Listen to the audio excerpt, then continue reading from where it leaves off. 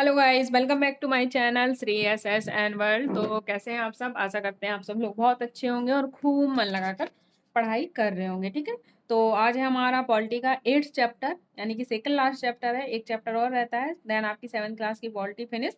फिर हम आप 8th क्लास की सॉरी 8th क्लास की एनसीईआरटी स्टार्ट करेंगे और जिसे कम से कम 8 दिन के अंदर तीनों एनसीईआरटी आपको मैं फिनिश करवा दूंगी। ठीक है, सो टेंशन नहीं लेना है और अपना चैप्टर पढ़ते हैं बिना टाइम वेस्ट किए हुए। तो देख पा रहे होगे आपको एक प्यारी सी शर्ट दिख रही है, और इस शर्ट में क्या चीजें हैं, कैसे ये शर्ट बनी है, किस तरह से या प्रोसेस चली है, इन सब के बारे में हम जानने वाले हैं। ठीक है, क्या कह रहा है? बाजार में एक कमीज। ठीक है, तो पहले हम देखते हैं क्या क्या चीजें इसमें पढ़ने वाले हैं। कह रहा है कि यह अध्याय में हमें एक कमीज की कहानी बताता है। यह कहानी कपास के उत्पादन से प्रारंभ होती है, यानी कि हमें उत्पादन से लेकर प्रोडक्ट खपत यानी कि बेचने तक की सारी कहानी मिलेगी। तो ये कहानी कहाँ से शुरू हो रही? तो कपास के उत्पादन से शुरू होती है और कमीज के कहाँ तक? बिकने तक खत्म होती है। यानी कि हमें पूरा प्रोसेस मार्केटिंग का समझाया जाएगा कि उत्पादन से लेकर बेचने तक की सारी श्रृंखलाएं क्या होती हैं, इसके बारे में हम जानेंगे। बाजारों की श्रृंखला कपास उगाने वाले को सुपर बाजार में कमीज खरीदने वालों से कैसे जोड़ देती है? इस श्रृंखला में हर कड़ी के साथ खरीदना बेचना जुड़ा हुआ है। क्या इससे सबको बराबर लाभ होता है या कुछ दूसरों की अपेक्षा अधिक लाभ कमाते हैं? यह पता लगाने का हम इस चैप्टर में क्या करेंगे? प्रयत्न करने वाले हैं। ठीक है, तो पढ़ेंगे आगे। आगे कह रहे हैं कुरनूल में कपास उगाने वाला एक किसान, यानी कि एक किसान है जो कहाँ पे खेती कर रहा है? तो कुरनूल की बात कर रहा है। ठीक है, तो कुरनूल में वो किसान क्या कर रहा है? कपास की खेती करता है। सपना जो कुरनूल आंध्र प्रदेश की कहाँ की? कुरनूल आंध्र प्रदेश की एक छोटी सी क्या है? किसान है। वह अपने खेत में कपास उगाती है। कपास के पौधों पर क्या आए हैं? डोडे। डोडे यानी कि डोडे क्या होते हैं? पक रहे हैं और उन्हें चटक कर कुछ चटक भी चुके हैं, यानी कि जो डोडे हैं। तो कपास के पौधे पे क्या है? डोडे पक चुके हैं। डोडे यानी कि फ्रूट हो है, वो पक गए हैं और पक के वो क्या हो रहे हैं? चटक रहे हैं। जब चटकते हैं तो उनमें से क्या निकलता है? कॉटन, यानी कि रुई निकलती है। स्वप्ना रुई चुनने में व्यस्त है। डोडे जिनमें रुई भरी है एक साथ चटक कर नहीं खुलते हैं, इसलिए रुई की फसल इकट्ठा करने के लिए क्या होता है? हमें कई दिन का समय लगता है। अगर क्वेश्चन बनता है कि डोडे एक साथ चटक जाते हैं तो क्वेश्चन आंसर आपका ये गलत हो जाएगा, क्योंकि डोडे एक साथ नहीं चटकते हैं, धीरे धीरे चटकते हैं। इस चीज का आप ध्यान रखेंगे। फिर क्या है? फिर सपना ने क्या किया? सपना ने जो अपना रुई एकत्रित करने के बाद पति के साथ कुरनूल के बाजार में न ले जाकर वो अपनी रुई कहाँ बेची उसने? तो अपनी रुई उसने स्थानीय व्यापारी को बेच दी। किसने? स्थानीय व्यापारी को। क्यों बेची? क्योंकि उनने उनसे क्या किया था? कर्जा ले रखा था। स्थानीय व्यापारी ने क्या किया? वो सारा उन्होंने अपना कर्जा काटा। कितना? 2500 रुपए उनका कर्जा था। उस कर्जे को काट कर और सपना को कुछ रुपए थमा दिए। अब यानी कि सपना ने 2500 रुपए कर्जा लिया था व्यापारी से। किस लिए? यानी कि खेतों में क्या होता है? बीज बोना पड़ता है, खाद लगानी पड़ती है, कीटनाशक दवाइयां डालनी पड़ती हैं। तो इन सब चीजों के लिए सपना ने स्थानीय व्यापारी से कर्जा लिया था। कितना? 2500 रुपए। और वो व्यापारी ने क्या किया था? सपना से कहा था कि जैसी तुम्हारी फसल हो जाएगी तो वो तुम मुझे बेचोगी। इस चीज का उसने वादा लिया था उससे। तो वो अपनी रुई लेकर कहाँ पहुंच गई? स्थानीय व्यापारी के पास पहुंच गई। उसने क्या किया? उसकी रुई तौली और वो कितनी निकली? 1.5 कुंटल निकली। यानी कि 1 कुंटल 500 ग्राम निकली, जो कितने की हुई? 6000 रुपए की हुई। 6000 में से उसने 3000 रुपए अपने कर्जा के काट लिए, यानी कि 2500 लिया था, 500 ब्याज करके। सपना को कितना मिला? केवल 3000 रुपए मिला। अब सपना कह रही कि केवल 3000 रुपए दिया है आपने, और मार्केट में तो यानी कि रुई का भाव कितना ज्यादा है और आप इतना कम दे रहे हो। तो व्यापारी कह रहा है कि आप जाकर पूछ लीजिए। सपना ने कुछ नहीं कहा। क्यों? व्यापारी नाराज हुआ तो सपना शांत रह गई, कुछ नहीं बोली, क्योंकि उसे पता था कि मार्केट में रुई ज्यादा है। अब शांत क्यों रही? क्योंकि उसे पता है कि अगले साल फिर हमें क्या पड़ेगी? कर्जे की जरूरत पड़ेगी और व्यापारी से ही हमें कर्जा मिलता है, इसलिए वो सपना कुछ नहीं बोली। तो इस तरह जो गरीब किसान है वो गरीब ही रह जाते हैं। क्यों? इन्हीं कारणों की वजह से। ठीक है, वो फसल में इतनी मेहनत करते हैं, हर चीज करते हैं, फिर भी उन्हें उनका उचित मूल्य नहीं प्राप्त होते। इस तरह से ये लोग क्या रह जाते हैं? पिछड़ जाते हैं। अब हम बात करेंगे कि जो डोडा जो फसल है वो कैसे बनती है। तो फर्स्ट नंबर पे क्या होता है? फर्स्ट नंबर पे क्या होता है? फर्स्ट नंबर पे हो रहा है कुरनूल की कपास मंडी में व्यापारी क्या करता है, कपास बेचता है। जो कुरनूल की कपास मंडी है वहां पर व्यापारी अपना कपास बेचता है। दूसरे नंबर पे क्या होता है, एक जिनिंग मिलें होती है, जिनिंग मिलें, वहां पर कपास खरीदती हैं। ध्यान से सुनना, अगर क्वेश्चन बनता है कि कपास कौन खरीदता है, तो जिनिंग मिले वाले लोग क्या करते हैं, कपास खरीदते हैं पहले नंबर पे। यानी कि इसमें से क्या होगा, सीरीज में लगाने को आ जाएगा, तो आप ध्यान से सुनिएगा। पहले नंबर पर कुरनूल की कपास मंडी से व्यापारी कपास बेचते हैं, यानी कि पहला हो जाएगा व्यापारी कपास बेचते हैं। खरीदता कौन है, तो जिनिंग मशीन वाले लोग, यानी कि जिनिंग मिले वाले लोग क्या करते हैं, कपास खरीदते हैं। नंबर 3 पर जिनिंग मिले कपास से बीज हटाती हैं। क्या करती हैं जिनिंग मिले, कपास से बीज हटाती हैं और उन्हें दबाकर एक क्या बना देती हैं, उनका गट्ठर बना देती हैं। फिर नंबर 4 पर सूत काटने की मिलें कपास के गट्ठर खरीद लेती हैं, यानी कि जो मिलें सूत काटती हैं, यानी काटने का काम करती हैं, वो क्या करती हैं, उनसे ये कपास खरीदती हैं। फिर नंबर 5 पर सूत काटने की मिलें कपास से क्या करती हैं, धागा बनाती हैं। क्या करती हैं, धागा बनाती हैं। फिर ये मिलें क्या करती हैं, फिर ये मिलें व्यापारियों को धागा बेच देती हैं। तो ये सारी प्रोसेस चलती है, यानी कि व्यापारी क्या करते हैं, अपना कपास बेचते हैं। खरीदता कौन है, जिनिंग मिलें। जिनिंग मिलें अपना कपास क्या करती हैं, जिनिंग मिलें ही क्या करती है, ध्यान से सुनना, बीज हटाने और दबाकर उनका गट्ठर बनाने, या फिर हटाने और गट्ठर बनाने का काम कौन करता है, तो जिनिंग मिलें करती हैं। और कपास के गट्ठर कौन खरीदता है, तो सूत काटने वाले व्यापारी कपास के गट्ठर खरीदते हैं और वो क्या करते हैं, उनको धागा बनाते हैं और धागा क्या करते हैं, वो व्यापारियों को धागा बेच देते हैं। तो इस तरह की प्रोसेस चलती रहती है। ठीक है, आगे बढ़ेंगे, देखेंगे और क्या चीजें हैं। तो ये सारी चीजें हो रही थी और ये हमने कहानी आपको शॉर्ट में बता दी है, इसे पढ़ने का कोई फायदा नहीं है। अब देखते हैं आगे, इरोड का कपड़ा बाजार बहुत इंपॉर्टेंट है, यहाँ से क्वेश्चन बनता है। तो ठीक है, इरोड का कपड़ा बाजार यानी कि इरोड मार्केट क्या है। तो इरोड तमिलनाडु में सप्ताह में 2 बार लगने वाला इरोड कपड़े का बाजार संसार के विशाल बाजारों में से एक है। ठीक है, तो सबसे बड़ा बाजार कहाँ है, इरोड। कौन सा बाजार है, वो कपड़ा बाजार हो जाता है। सप्ताह में कितने बार लगता है, तो सप्ताह में वो 2 बार लगाया जाता है। कहाँ पर है इरोड, तमिलनाडु में। तो इस चीज का आप ध्यान रखेंगे, तमिलनाडु में सप्ताह में 2 बार लगने वाला मार्केट इरोड मार्केट है, वो संसार के विशाल मार्केटों में से एक है, यानी कि यह भी एक विशाल मार्केट है। आगे बढ़ते हैं, इस बाजार में कई प्रकार के कपड़ा बेचा जाता है। आसपास के गांव में बुनकरों द्वारा बनाया गया कपड़ा भी इस बाजार में बिकने के लिए आता है, यानी कि जो आसपास के जो बुनकर लोग होते हैं छोटे छोटे समूह के, वो भी इस मार्केट में अपना कपड़ा बेचते हैं। बाजार के पास कपड़ा व्यापारियों के कार्यालय हैं, जो इस कपड़े को क्या करते हैं, खरीदते हैं। दक्षिण भारत के शहरों के अन्य व्यापारी भी इस बाजार में कपड़ा खरीदने आते हैं। कहाँ के व्यापारी, तो वो दक्षिण भारत के व्यापारी। ठीक है, आगे बढ़ेंगे, तो इरोड मार्केट बाजार कहाँ है, वो तमिलनाडु में है। और सप्ताह में कितनी बार लगता है, 2 बार लगता है। किसका मार्केट है, कपड़े का मार्केट है, इस चीज का ध्यान रखेंगे। आगे बढ़ते हैं, बाजार के दिनों में आपको वही बुनकर मिलेंगे जो व्यापारियों के ऑर्डर के अनुसार कपड़ा बनाकर यहाँ लाते हैं। ये व्यापारी देश या विदेश के वस्त्र निर्माताओं और निर्यातकों को उनके ऑर्डर के अनुसार कपड़ा उपलब्ध कराते हैं। ये सूत खरीदते हैं और बुनकरों को निर्देश देते हैं कि किस प्रकार का कपड़ा तैयार किया जाना है। निम्नलिखित उदाहरण हम देखेंगे और उससे समझेंगे क्या चीजें चलती हैं, कैसे प्रोसेस इसका चलता है। ठीक है, 1 मिनट इसको इरेज कर दूं, 1 मिनट गाइस। ठीक है।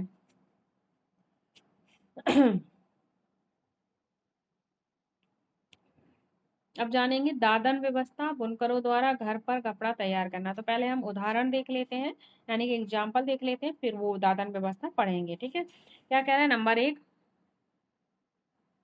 1, बाजार में एक व्यापारी की दुकानें हैं, यानी कि बाजार में एक व्यापारी की दुकानें हैं। कई सालों से इन व्यापारियों ने देश भर के वस्त्र निर्माताओं से संपर्क स्थापित कर लिए हैं, जिनसे उन्हें ऑर्डर मिलते हैं और उन्हें लोग वे अन्य लोगों से सूत खरीद लाते हैं। यानी कि ये जो लोग हैं, ये व्यापारी लोग हैं, ये क्या करते हैं, अपने कई देशों से उन्होंने अपने क्या करते हैं, संपर्क बना कर रखे हैं। यानी कि जो व्यापारी लोग होते हैं, इनके संबंध अच्छे रहते हैं, जिससे ये अधिक से अधिक ऑर्डर प्राप्त कर सकें और ये चीजें करते हैं। ठीक है, आगे बढ़ेंगे, नंबर 2 पर क्या है, नंबर 2 पर कह रहा है कि कपड़ा बुनने वाले बुनकर आसपास के गांव में रहते हैं। जो कपड़ा बुनने वाले बुनकर होते हैं, वो आसपास के कहाँ रहते हैं, गांव में।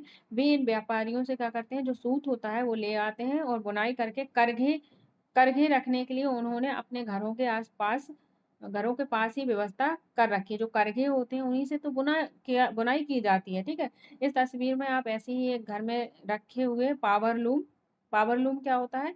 पावर लूम वो होता है जो बिजली से चलित करघे होते हैं। इस चीज का ध्यान रखना इंपॉर्टेंट है। पावर लूम पे क्वेश्चन बना है। पावर लूम क्या होता है? तो पावर लूम बिजली से चलने वाले करघे होते हैं, उन्हें पावर लूम कहा जाता है। ठीक है, आगे बढ़ेंगे। बुनकर अपने परिवार के साथ इन करघों पर कई घंटों तक काम करते हैं। बुनाई के अधिकतम ऐसे इकाई में 2 से लेकर 8 करघे तक होते हैं, जिन पर सूत से कपड़ा बुनकर तैयार किया जाता है। तरह तरह की साड़ियाँ, तौलियाँ, शर्टिंग, औरतों की पोशाक, कपड़े और चादरें इन करघों से बनाई जाती हैं। नंबर 3 पे क्या कह रहा है? नंबर 3 पे कह रहा है कि बुनकर तैयार किए हुए कपड़ों को शहर में व्यापारी के पास ले जाते हैं, और इस तस्वीर में बुनकर शहर में व्यापारी के पास जाने की तैयारी में बैठे हैं। व्यापारी यह हिसाब रखता है कि उन्हें कितना सूत दिया गया था, और बुनकर बुने हुए कपड़ों का भुगतान उन्हें कर देता है। यानी कि जो कपड़े बुनकर लाया गया है उनका भुगतान भी व्यापारी उन्हें कर देता है। अब दादन व्यवस्था क्या होती है, ये इंपॉर्टेंट है। दादन व्यवस्था, इससे क्वेश्चन बन जाता है। ठीक है, क्या है?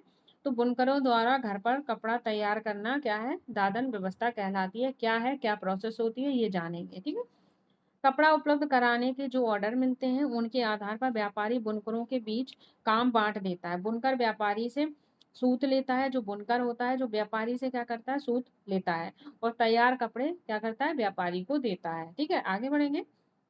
इस व्यवस्था से बुनकरों को स्पष्टतया 2 लाभ होते हैं। जो बुनकर होते हैं उन्हें 2 लाभ होते हैं। क्या? पहला तो उन्हें सूत खरीदना नहीं पड़ता, अपने पैसे नहीं लगाने पड़ते, और दूसरा साथ ही तैयार कपड़ों को बेचने की व्यवस्था भी हो जाती है। यानी कि जो व्यापारी होता है वही उन्हें सूत को प्रोवाइड करवा देता है, और वही उनसे कपड़े खरीद लेता है। तो इनकी 2 क्या हो जाते हैं? लाभ हो जाते हैं। ठीक है, आगे बढ़ेंगे। बुनकर को प्रारंभ से ही पता चल जाता है कि उन्हें कौन सा कपड़ा बनाना है और कितना बनाना है। ठीक है, आगे बढ़ेंगे। कच्चा माल को प्राप्त करने और तैयार माल की बिक्री के लिए भी व्यापारियों पर बनी निर्भरता के चलते व्यापारियों का बहुत वर्चस्व बन जाता है।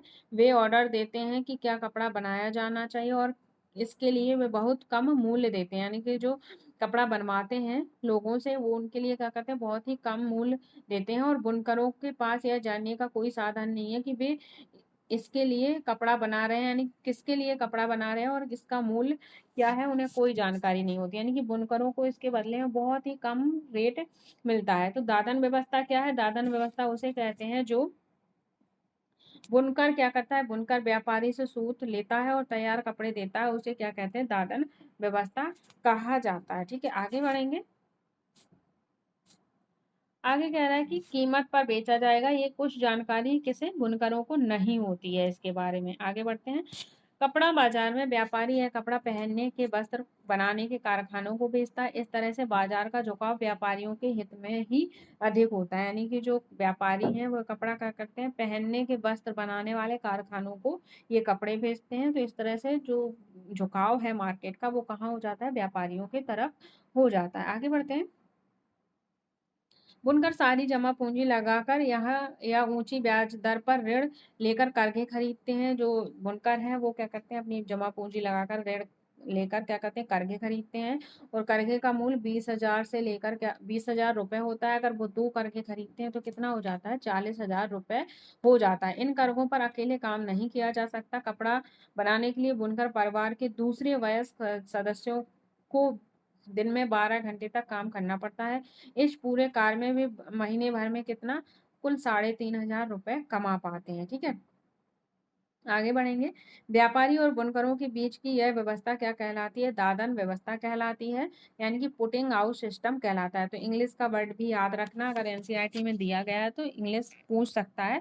तो पुटिंग आउट सिस्टम क्या होता है? दादन व्यवस्था कहलाता है। यानी कि व्यापारियों से कच्चा माल लेकर उन्हें, यानी कि सूत लेकर उनसे क्या करना? कपड़ा बुनना, और कपड़ा बुनकर कहाँ पहुंचाना? व्यापारियों को देना। यही क्या कहलाता है?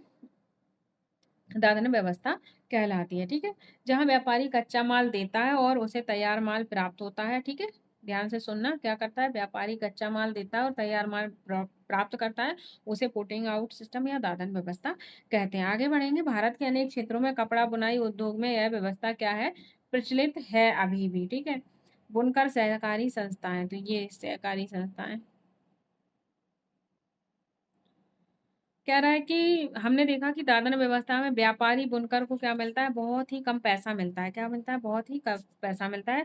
हम मोस्टली क्या पढ़ रहे हैं, सहकारी संस्थाएं क्या होती हैं इनके बारे में पढ़ रहे हैं, ठीक है। तो जो दादन व्यवस्था है उसमें व्यापारियों को क्या मिल रहा है, बहुत ही कम पैसा मिल रहा है।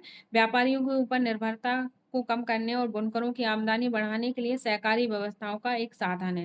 यानी कि सहकारी व्यवस्था से क्या होता है, सहकारी व्यवस्था से जो व्यापारियों पर बुनकरों की निर्भरता है वो कम करने का एक साधन है।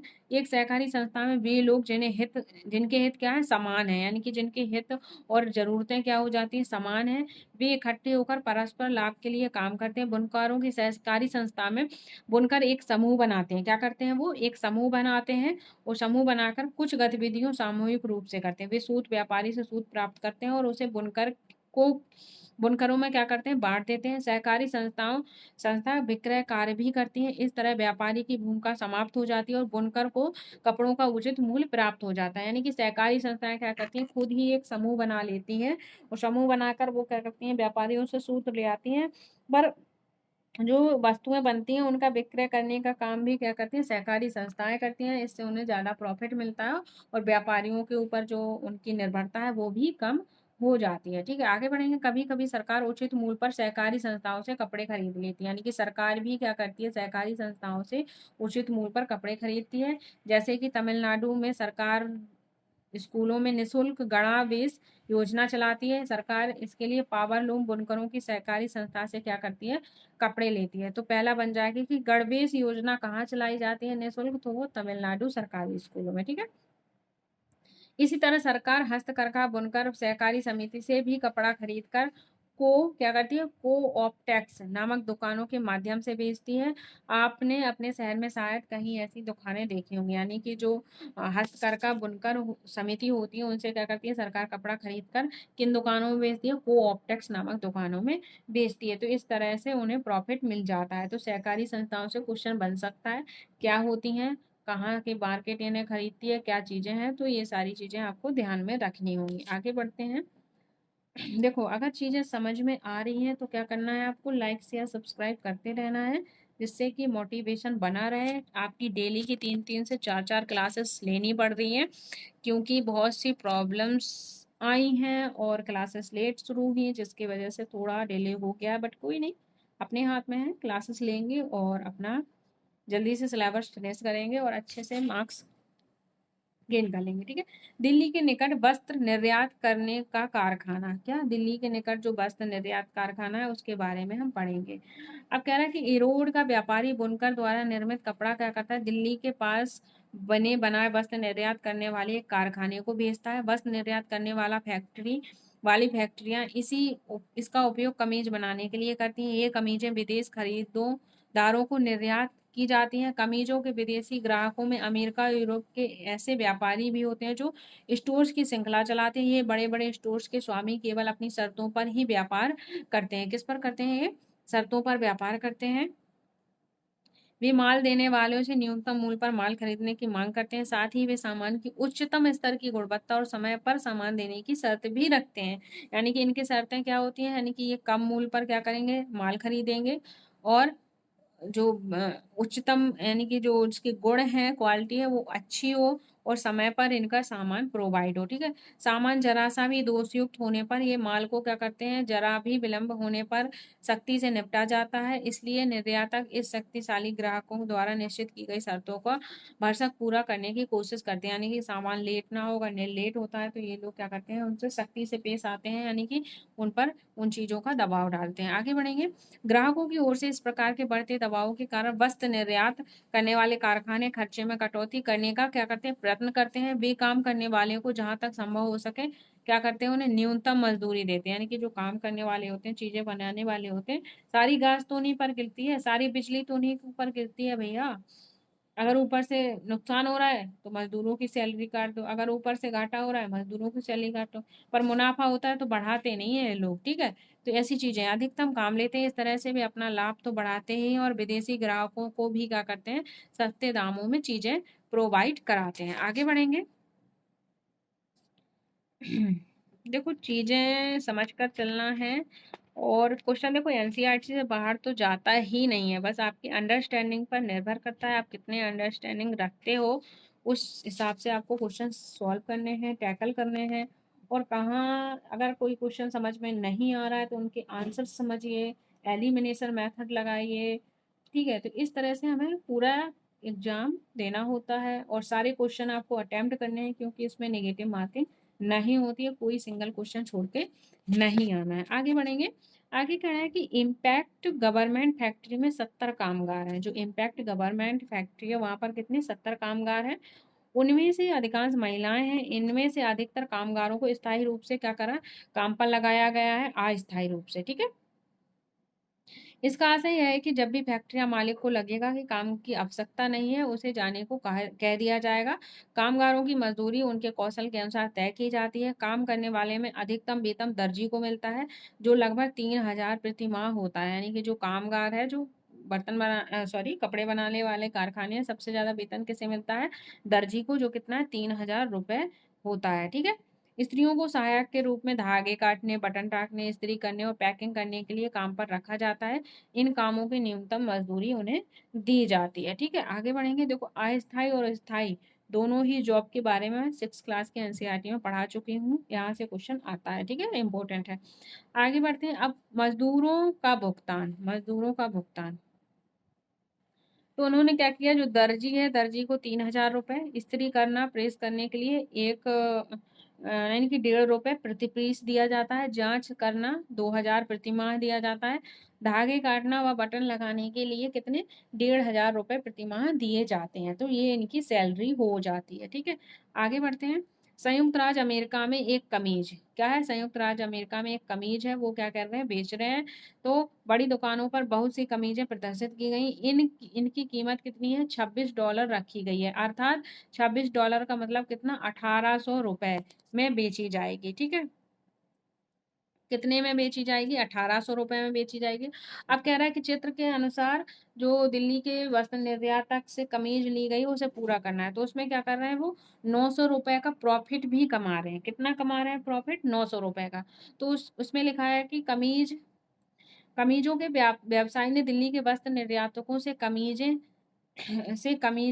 कितने रुपए में खरीदी, तो 300 रुपए में क्रय की। कितने रुपए में क्रय की, 300 रुपए में लिखा है। फिर प्रति कमीज के हिसाब से खरीदी। फिर उसने क्या किया, और संचार विज्ञापन में खर्च किए। तो विज्ञापन पे कितना खर्च किया, तो 400 रुपए उन्होंने विज्ञापन पे खर्च किए।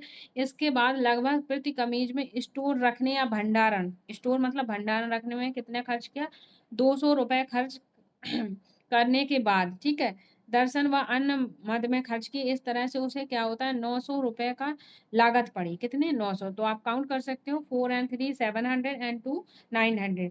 अब उन्होंने 900 रुपए की लागत की शर्ट को कितने में बेच दिया, 1800 रुपीज में बेच दिया। उनका मुनाफा कितना हो जाता है, तो 900 का मुनाफा हो जाता है। तो इस तरह से चीजें चलती हैं मार्केट में। ठीक है, तो सारी जो खर्चे हैं जो वो हमसे ही निकाले जाते हैं। ठीक है, इस चीज का आप ध्यान रखेंगे। आगे बढ़ते हैं। हम्म, तो ये सारी चीजें पढ़ ली है। बाजार में लाभ कमाने वाले कौन हैं, यानी कि जो मार्केट है उसमें लाभ कमाने वाले कौन से लोग हैं, इनके बारे में जानेंगे।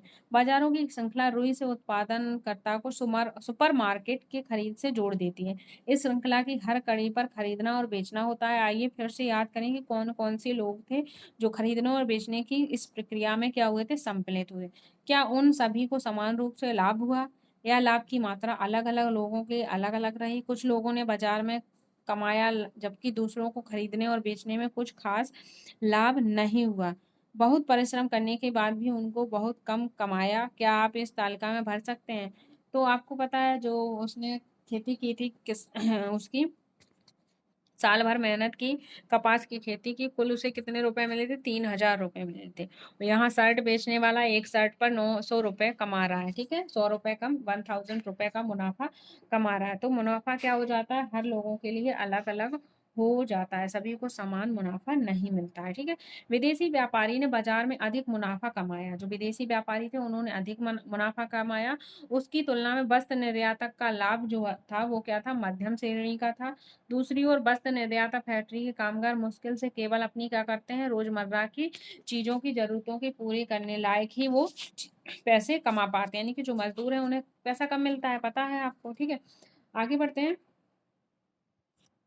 इसी प्रकार हमने देखा कि कपास उगाने वाली छोटी किसान और इरोड के बुनकरों ने कड़ी मेहनत की, लेकिन बाजार में उन्हें उत्पादन का क्या हुआ, उचित मूल्य नहीं मिला। व्यवसायी या व्यापारी की स्थिति बीच की है, बुनकरों की तुलना में उनकी कमाई अधिक हुई है, लेकिन निर्यातक की कमाई से बहुत कम है। इस तरह बाजार में सब बराबर नहीं कमाते हैं, ठीक है। इस चीज का ध्यान रखेंगे, जो मार्केट है उसमें सब बराबर बराबर नहीं कमाते हैं। प्रजातंत्र के अंतर्गत सबको बाजार में उचित मजदूरी मिलनी चाहिए, फिर चाहे वो कांता हो या सपना हो। यदि परिवार में पर्याप्त नहीं कमाएंगे तो अपने आप को दूसरों के बराबर कैसे समझेंगे, ठीक है। तो मार्केट में जो लाभ है वो सबको एक साथ नहीं मिलता है, लेकिन फिर भी सबको इतना तो मिलना चाहिए कि उन्हें क्या हो, वो अपने घर के खर्चे चला सकें। अब सतत विकास यानी कि डेवलपमेंट में नंबर 8 की बात करते हैं।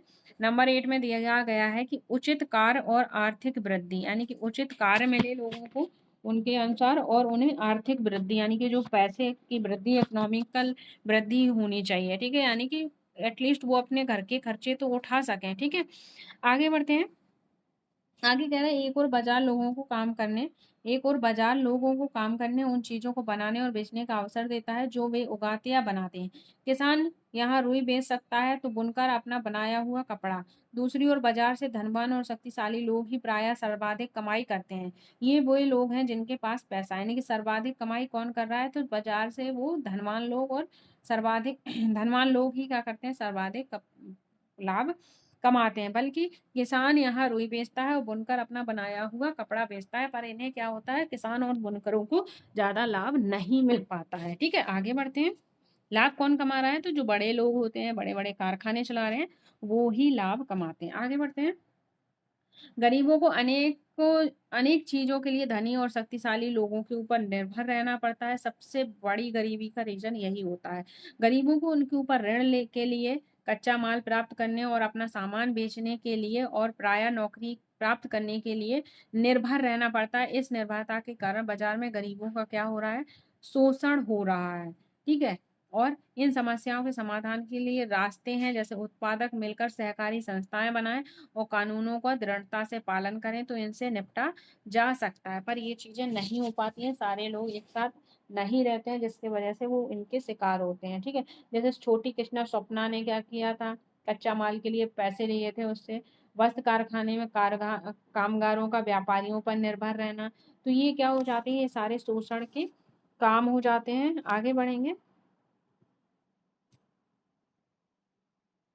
ये आपको एक पहेली दी गई है, इसे आप लोग फिल करो तो कर लेना, बहुत ही इम्पोर्टेंट है। कि ये 8 9 चीजें दी गई हैं, इनको ऐसे फिल करना है, यानी कि पहले क्या होगा, फिर तीसरे नंबर पे क्या आएगा, यानी कि सीरीज से लगाना है, 1 2 3 पहले क्या चीजें चलेंगी। फिर तो सपना व्यापारी को रुई बेचती है, तो रुई बेचने से पहले क्या हुआ होगा, उत्पादन हुआ होगा, जब तो रुई बेचेगी। दूसरे नंबर पे नहीं आएगा, तीसरे।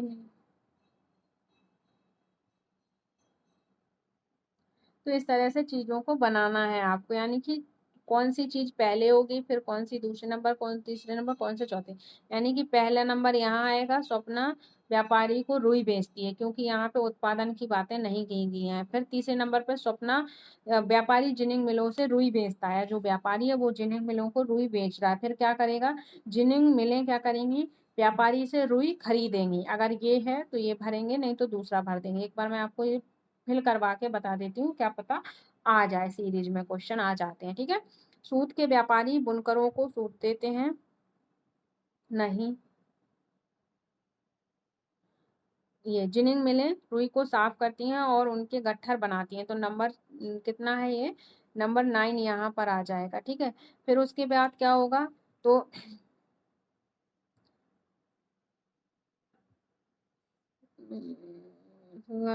तो पूरा ये आपको तो इन्होंने क्या किया कि अपना जो रुई था वो साफ कर लिया, उसके बाद जो सूत व्यापारी होते हैं वो क्या करते हैं, बुनकरों से सूत खरीदते हैं, तो नंबर 5 यहाँ आ जाएगा। फिर सूत काटने वाली मिलें रुई खरीदती हैं और सूत व्यापारी को सूत बेचती हैं। 1 मिनट। तो पहले सूत बेचा जाएगा, उसके बाद खरीदा जाएगा। तो पहले क्या आ जाएगा? पहले आपका कौन-सा नंबर आ जाएगा? तो पहले आपका 7 नंबर आ जाएगा, फिर आपका 5 नंबर आ जाएगा, ठीक है? उसके बाद बुनकर क्या करेंगे? कपड़ा तैयार करेंगे नंबर 8 पे, फिर क्या होगा? उसके बाद आपका तैयार हो जाएगा, फिर गारमेंट कमीज़ें बनाने के व्यापारी से क्या करते हैं? कपड़ा खरीदते हैं, तो नंबर 4 आ जाएगा। फिर क्या आएगा? ग्राहक सुपरमार्केटों से नहीं, फिर आएगा वस्त्र निर्यातक संयुक्त राज्य अमेरिका में अपनी व्यवसाय कमीज़ें बेचते हैं, तो नंबर 6 यहाँ पर आ जाएगा। और लास्ट में क्या होगा? ग्राहक क्या करेंगे? सुपरमार्केट से अपना कपड़ा खरीदेंगे, तो लास्ट में ये आ जाएगा। तो इस तरह से आपको सीरीज में क्वेश्चन लगाने को आ जाएगा। अब सीरीज ये कैसे चल रही है, तो इस चीज़ को आप ध्यान रखेंगे, तो ये यहाँ से चल रही है ऐसे, ऐसे, ठीक है? ऐसे चल रही है, ठीक है? ध्यान रखना। 1, 2, 3, 4, 5, 6, 7, 8, 9 इस तरह से, ठीक है?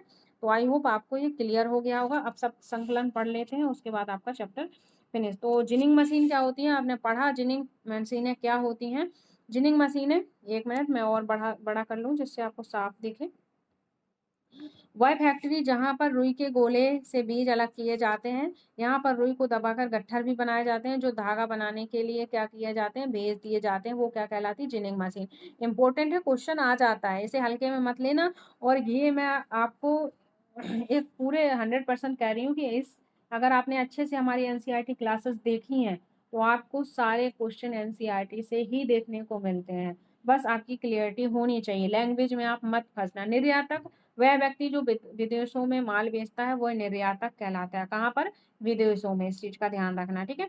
मुनाफा, मुनाफा आपको पता है क्या होता है? जो आमदनी हुई है, जो आमदनी हुई है, उससे सारे खर्चे घटाकर जो बचने वाली राशि होती है, वो आमदनी कहलाती है। मान लीजिए, मैं आपको एक बार समझा देती हूँ आमदनी क्या होती है। मान लीजिए आपने क्या किया? एक डॉल बनाई, ठीक है? क्या बनाई? एक डॉल बनाई। क्या बनाई? डॉल बनाई, ठीक है? अब इस डॉल में आपने क्या किया?